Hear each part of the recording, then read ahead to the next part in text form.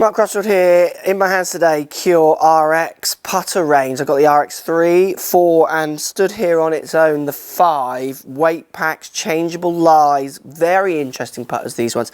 Let's talk to you a little bit about RX range from Cure putters. Let's get stuck in.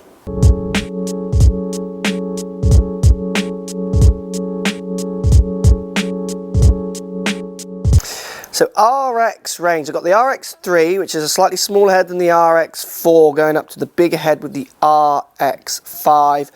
Line-up lines on the back of RX 4 and RX 5, where you get the clean line on the back of RX 3, but you get the line-up line on top singular opposed to 3 on the other two. Both of the other two here are centre shafted. RX 3 here for me is not quite centre shafted, just offset from centre.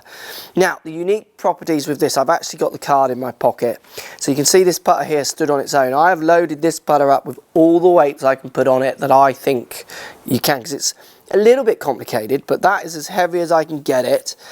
It goes up to 615 grams.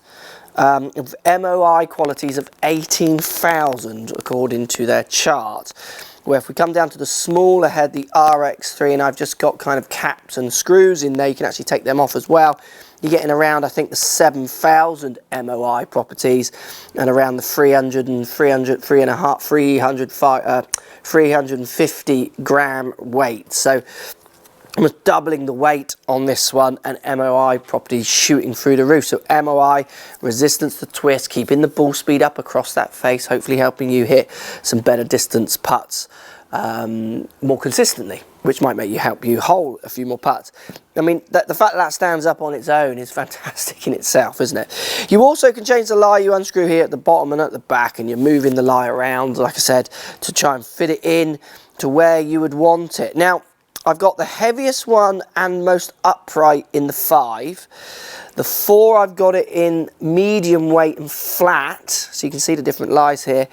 And then the 3, I've got it in my lie where I want it, with no weight, but just the caps and the screws in the end. So let's show you what they feel like. So I'm going to start with this one. I love the fact that it stands up on its own. This is ridiculously heavy. When you pick it up, this face balance putter in the RX5, it will blow your head off how heavy this feels. But it does feel to me, I mean, this is a bit upright, just kind of showing you the different lies. Like the reluctance for it twisting, or me putting twist into it, is heavy. And I do feel if I misstruck this, if I hit one out of toe, for instance, I don't particularly feel like I'm going to lose much in the realms of ball speed, stroke rolling into distance. Now, what's quite interesting, as I moved the weights into the back of this one, the acoustics of the club actually changed. It makes a slightly, maybe you can hear that, more of a kind of almost tubular ting, like it's a tube now, which is really interesting. So just putting those weights on there, so the materials, I guess, and the weights coming off the face is making that sound change, which is interesting. Now, if we go to the 4, now this has got the medium weight, so it doesn't stand up on its own. This one, centre shafted for me, it's far too flat, but it's again just showing you how easy it is to change the lie on them, if you like. I like the look and the feel and the shape of this one. I like the look. This one makes me feel very Jack Nicklaus. Remember when Jack went through the massive putter period? This one does make me feel very Jack Nicklaus in the big head. The weights make me feel like I could just impress people on the green with that. Just doing that would kind of get people looking, wouldn't it? You got the 3 line-up lines at the back, with the silver on the back as well. I quite like the way it frames it at the back, from the black to the silver weight. This is a much more manageable weight, and again, it does feel like it's going to, it doesn't feel like that dissimilar in its MOI properties to that one. It does feel like I'm still going to have good control over the way the putter's going to twist and what have you. Again, the sound then on this one is much truer. It kind of calms down a little bit with that ting, because you haven't got all those weights on the back. Absolutely could putt with these. Like, they intrigue me. Again, face balanced, this one. And then if we go into RX3, which is arguably my favourite, And I think it's my favourite because it's got the qualities of this one. High MOI, not as high as if you whack all the weights in. Same shape. I quite like the kind of industrial tubular shape a little bit. But it's all that little bit calmer, which I like.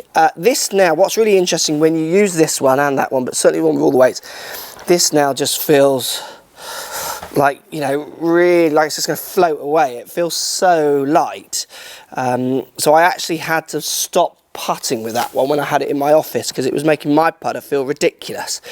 So I could see how if you kind of fell in love with the heavier MOI ideas, how you would never kind of go back.